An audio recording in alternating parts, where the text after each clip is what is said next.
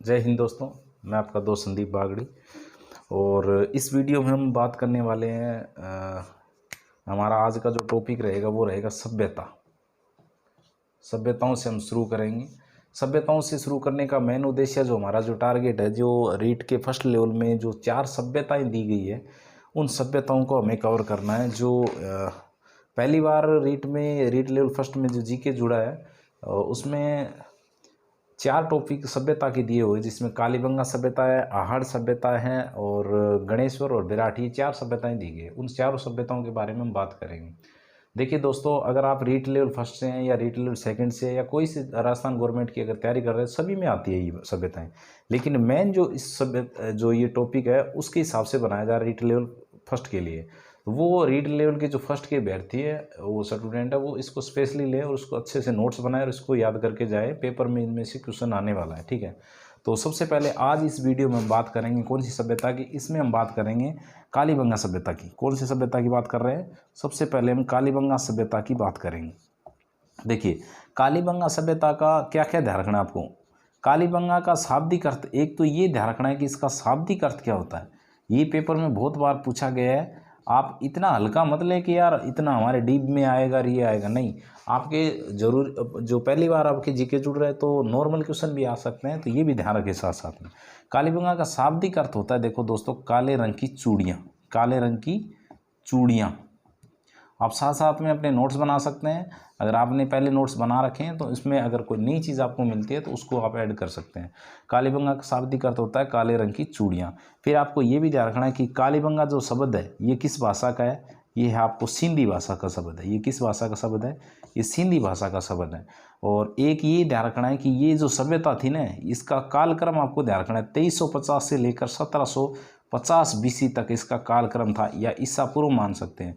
देखिए, ये जो चीज़ें मैंने आपको बताई है ना, ये वेरी वेरी इंपॉर्टेंट है। ये पेपर में बहुत बार आई हुई है, पेपर में आ सकती है।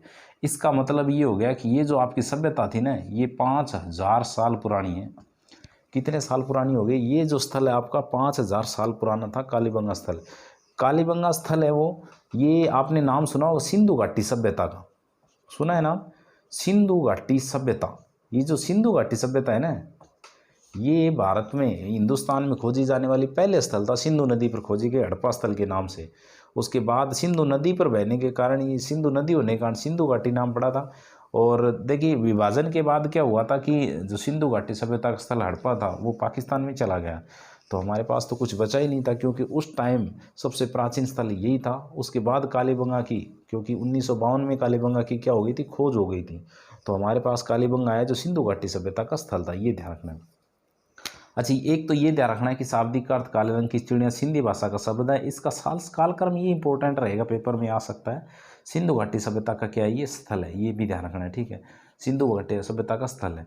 और क्या क्या ध्यान रखना है? और ये ध्यान रखना है, देखिए, जो कालीबंगा जो शब्द है, इस कालीबंगा जो स्थल है, मतलब जितनी भी सभ्यताएं होती है ना, एक तो आपको ये ध्यान रखना है ये कौन सी नदी पर है। ये हर स्थल की एक आपको क्या ध्यान रखनी है? नदी ध्यान रखनी है। क्योंकि कोई भी स्थल होगा वो नदी के किनारे बसा होगा। प्राचीन समय में जो हमारी खुदाई करी है, हमें जो उस समय के जो लोग रहते थे वो नदी के किनारे या कहीं ना कहीं पानी के पास रहते थे। क्योंकि उस टाइम की बात करें तो उस टाइम एक स्रोत यही था खाने पीने का भी। एक तो जानवरों से सुरक्षा होती थी, पानी एक साइड में, पानी अगर पास में रह रहे तो जानवरों से खतरा कम रहता था एक साइड का। और दूसरा कि पानी के पास ये क्या करते थे, अपनी छोटी मोटी अपनी खेती करते थे और उससे अपना पेट पालते थे। तो नदियों के पास बसे हुए थे। तो जितने भी स्थल मिलेंगे वो आपको नदियों के स्थल पास में मिलेंगे। तो ये जो कालीबंगा स्थल थी ना, ये कौन सी नदी के पास में था? ये था आपका घग्गर नदी के पास में। एक ये ध्यान रखना है। उसके बाद आपको हर सभ्यता में याद रखना पड़ेगा ये खोज, इसकी खोज किसने करी? तो इसकी खोज किसने करी थी भाई? अमलानंद घोष ने इसकी खोज करी। अमलानंद घोष ने इसकी क्या करी थी? खोज करी थी। कब करी थी? 1952 में करी थी। कालीबंगा स्थल की खोज 1952 में अमलानंद घोष ने करी थी। कालीबंगा स्थल की खोज 1952 में किसने करी? अमलानंद घोष ने करी। अच्छा, उसके बाद आपको क्या ध्यान रखना है? उसके बाद आपको मैं बता देता हूँ इसकी उत्खनन। इसका उत्खनन किसने किया भाई? उत्खनन वो का ही मामलो है। उत्खनन का मतलब हो गया भाई खुदाई कण करी। तो खुदाई और जो को काम है ना, वो है 1968-69 में। करणारो कौन हो? करणारो बी वी लाल। अच्छा, बी के थापर, ओ लियो थारो थापर। ए दो आदमी है, आँखी कर दियो, खुदाई कर दी, तो इनका उत्खनन और ध्यान रख लेना थाने, ठीक है। अच्छा, अब और के ध्यान रखना गुरुजी, और थाने याद रखना है कि कालीबंगा जो को स्थल है वो दो भागा बांटो। कितना भागा बांटो? भागा में पूछा है जो तो दो भागों में, और अगर इसके पूछ ले स्तर, स्तर कितने भागों में, तो स्तर कितने में फैला हुआ था? तो 5 स्तर में फैला हुआ था कालीबंगा। ये पेपर में आया हुआ है, ये वेरी इंपॉर्टेंट रहेगा। कालीबंगा स्थल है वो कितने स्तर में फैला है? 5 स्तर में। और भाग कितने थे? 2 भाग थे, एक पूर्वी टीला हुआ करता था और एक पश्चिमी टीला हुआ करता था। एक पर राजा रहता था और दूसरे में जनता रहती थी, ठीक है। तो ये ध्यान रखना है। आपने अगर मोहनजोदड़ो फिल्म देखी हो तो उसमें दर्शाया गया है कि एक ऊंचे टीले वाले भाग में राजा रहता है और नीचे जो भाग है नदी के जो पाट के हिस्से में भाग आता है उस पर रहती थी जनता। तो स्तर 5 ही मिलेंगे, ठीक है। उसके बाद आपको ये ध्यान रखना है, ये जो सभ्यता थी ना, ये थी नगरीय सभ्यता। ये कैसी सभ्यता है? ये नगरीय सभ्यता थी। नगरीय सभ्यता का कैसे पता चला? नगरीय का मतलब हो गया शहर। और क्योंकि ये जो बसावट थी ना इस कालीबंगा स्थल की, नगरों में क्या होता है आपने देखा होगा, शौच शहर होते हैं, वैसे ये भी था, शौच था।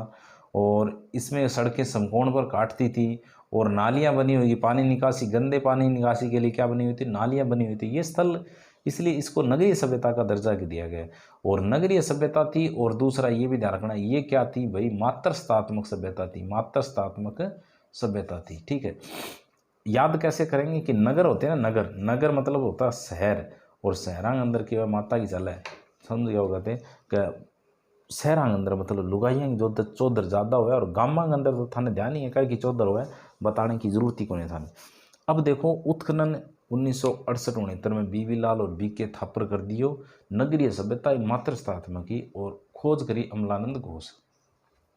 अब भाई लागू आपको मैं बताऊं याद करने की ट्रिक, याद किया करा। हाँ तो पेपर में तो आवे ही आवेगी, किताबा में लिखड़ी है गुरुजी, मन ही ध्यान है। लेकिन इंग बताओ याद क्या करा, याद भी बसा से था ना, याद देखो क्या करनी है। खोज की बात करा, मैं कह था ना 1952 के अंदर कण करी अमलानंद घोष खोज करी इसकी, बता दिया आपको। ये लो जी अमलानंद घोष, इसकी खोज कर दी।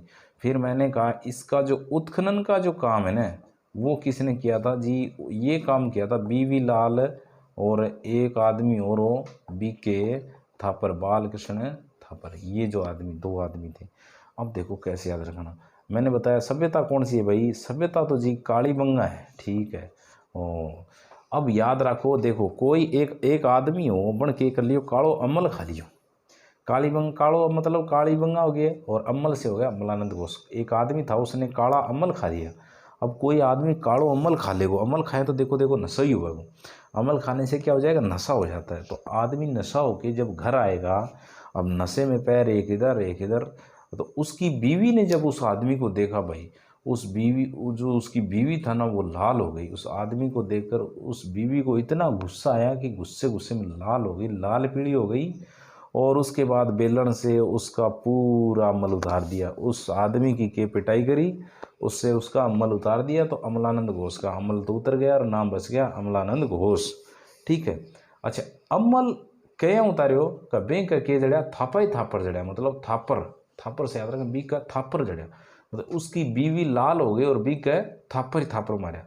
ऐसे आपको याद रखना कि कालीबंगा स्थल है उसकी खोज अमलानंद ने करी और बीवी लाल हो गई और बी का थापर थापर जड़िया। ऐसे याद हो जाएगा आपको, मुझे पूरी उम्मीद है कि आपको याद हो गया होगा। अब इसके हम बात करेंगे उत्खनन की। देखो उत्खनन में क्या क्या मिला, खोज में हमें जो खुदाई हुई थी ना, उत्खनन में खोज में हमें क्या क्या सामग्री थी जो हमें इस सभ्यता के बारे में बताती है और इम्पोर्टेंट चीज़ रहती है। देखो सबसे पहले आपको ध्यान रखना है कि इसकी सभ्यता स्थल में हल से जोते हुए खेत के साक्ष्य मिले। किससे मिले? हल से जोते हुए खेत के साक्ष्य। ये जो चीज़ें है ना वो और पूरे विश्व में कहीं नहीं मिले। हल से जोते हुए खेत के साक्ष्य ये हमें कहाँ से मिले? ये कालीबंगा से मिले। अच्छा, दूसरा दोहरी फसल के साक्ष्य, दोहरी फसल के साक्ष्य मिले। दोहरी फसल के साक्ष्य का मतलब होगा एक तो सरसों और एक चना, मतलब यहाँ के जो लोग थे ना एक साथ 2 फसलें उगाते थे। और आपको कमेंट बॉक्स में ये लिख के बताना है कि जी सरसों और चना वो रबी की फसल है खरीफ की फसल है, लिख दो फिर कमेंट में, थाने पता चल जाओ, मन ही पता लगा कि थे कितना पानी में। अच्छा, तीसरी चीज़ आपको ये ध्यान रखना है कि अलंकृत फर्श मिला है। अलंकृत फर्श का मतलब हो गया जो अपना वर्तमान में टाइला टूलना लगाया करा नहीं, तो ये अलंकृत फर्श पहले भी लगाते थे लोग, अलंकृत फर्श के प्रमाण मिले हैं, ठीक है। चौथा आपको ये ध्यान रखना है कि शल्य चिकित्सा के भी प्रमाण मिले। ये चीज़ें आपको ध्यान रखनी है, नोट कर लेना है, ये पेपर में आ सकती है। ऐसे क्वेश्चन आ जाएगा, निम्न में से कालीबंगा स्थल से साक्ष्य नहीं मिले, ये दे देगा, ये दे देगा, ये दे देगा, एक कोई और कुछ दे देगा। तो ये चीज़ें आपको ध्यान रखना है। शल्य चिकित्सा के प्रमाण मिले हैं, ठीक है। खोपड़ी से पहले मतलब वो क्या करते थे, ये रोग निवारण करते थे, ठीक है। अच्छा, और क्या ध्यान रखना है, मेसोपोटामिया की मोहर मिली है। मेसोपोटामिया की मिली है, मोहर मिली है। मतलब इससे अनुमान है कि हमारा जो व्यापार था ना वो मेसोपोटामिया के साथ होता था, ठीक है। एक ये ध्यान रखना है। उसके बाद 6 नंबर और बता देता हूँ आपको कि और क्या क्या मिला है। तो और इसमें देखिए अग्निकुंड की वेदिकाएं मिले, अग्निकुंड के साक्ष्य मिले। अग्निकुंड के साक्ष्य आपको ये इंपॉर्टेंट रहेगा कि कालीबंगा से क्या मिले, अग्निकुंड के हमें साक्ष्य मिले हैं। और जरूर याद रखें अग्निकुंड के हमें क्या मिले, साक्ष्य मिले। बाकी तो बैलगाड़ी, हाथी, घोड़ा, ऊँट, अरबे तो मिले, ठीक है, ये ध्यान रखना है। और क्या मिला जी, कच्ची नालियाँ मिली हैं, निकासी के लिए क्या मिली, नालियाँ बनी हुई थी, पानी निकालने के लिए क्या बनी हुई थी, नालियाँ बनी हुई थी, ये भी ध्यान रखना है। तंदूर मिले हैं, घरों में जो चूल्हे होते हैं ना, पहले क्या होते थे, तंदूरों के हिसाब से चूल्हे बने हुए मिले, चूल्हे मिले हैं। वो किस स्थल मिले, तंदूर मिलेंगे, वो आर्य सभ्यता स्थल मिले। चूल्हे मिले हैं, वो मिले हैं कालीबंगा स्थल से, ठीक है, ये भी ध्यान रखना है। युगम समाधियाँ मिले। युगम समाधियाँ का मतलब हो गया, पहले क्या करते थे, मनुष्य और अपने पुरुष और महिला दोनों को एक साथ समाधि, या फिर हो सकता है कि जैसे रोपड़ सभ्यता पढ़ते हैं कि कुत्ते के साथ है आदमी की समाधि मिली है। तो अलग अलग स्थलों में अलग अलग चीज़ें मिलती हैं, यहाँ युगम समाधियाँ में मिली है, ठीक है। ये भी ध्यान रखना है कालीबंगा स्थल से, ठीक है। ये चीज़ें आपको इंपॉर्टेंट रहेगी, पेपर में आ सकती है, और इन चीज़ों के बारे में आप जरूर याद रखेंगे, ठीक है। अच्छा, और क्या क्या ध्यान रखना है, इन चीज़ों के अलावा देखिए 2-4 चीज़ें और है, वो आपको ध्यान रखनी है पेपर में आने वाली, वो भी मैं आपको बता देता हूँ। देखिए इसके बारे में आपको ध्यान रखना है। देखिए ये चीज़ें जो चीज़ मिल गई, अब इनको कहाँ रखे भाई, इनको रखने के लिए एक बनाया गया वहाँ पर बड़ा सा रूम, और इसके ऊपर लिख दिया गया कालीबंगा संग्रहालय। कद 1985-86। तो कालीबंगा संग्रहालय की स्थापना 1985-86 में हुई। ये भी आपको ध्यान रखना है, क्योंकि जितनी जो चीज़ें मिली थी ना वो संग्रहालय के अंदर आपने रख दी है, ये भी आपको ध्यान रखना है, ठीक है। अच्छा, और इसमें क्या क्या पूछा जा सकता है पेपर में, और आपको कालीबंगा के बारे में तो ये जो जितनी आपको चीज़ें बताई, बस इतनी चीज़ें आप ध्यान रख ली तो आपका बेड़ा पार हो जाएगा। कालीबंगा से कोई क्वेश्चन गलत नहीं होगा, बस इतनी चीज़ें आप ध्यान रखें। तो इस वीडियो में हम इतनी बात करेंगे, इसी एक कालीबंगा स्थल की बात करेंगे, क्योंकि वीडियो बहुत बड़ा हो जाएगा। आगे जो स्थल आएंगे उनके बारे में बात करेंगे। और अगर इसमें एक चीज़ और ऐड करना चाहो तो ये ध्यान रखना है कि लाल मर्द भांड मिले थे। ओ गुरुजी, मर्द भांड का ही अड़मो है। तो देखो मर्द भांड का मतलब हो गया लाल मर्द भांड। पहले क्या हुआ करता था कि जो कुम्हार होते हैं ना, जैसे मिट्टी का घड़ा बनाते हैं, वैसे ही मिट्टी के बड़े बड़े वो बनाते थे औजा, अपने अपने क्या बोलते हैं उसको, धान रखने के लिए साधन होते थे, जिसको अपने प्राचीन टाइम में अपने घरों में देखिए चाकियाँ वो बोलते हैं ना, वो बनी हुई थी, उसमें अपने रखते थे, जैसे चना सरसों जो भी धान होता था वो रखते थे। तो बड़े बड़े लाल मर्द भांड मिले वो कालीबंगा संग्रहालय से। यहाँ पर क्या करते थे ये लोग भी, क्या करते थे, अपना धान रखते थे इन मर्द भांडों के अंदर, ठीक है। तो ये भी चीज़ें इसमें ध्यान रख सकते हैं।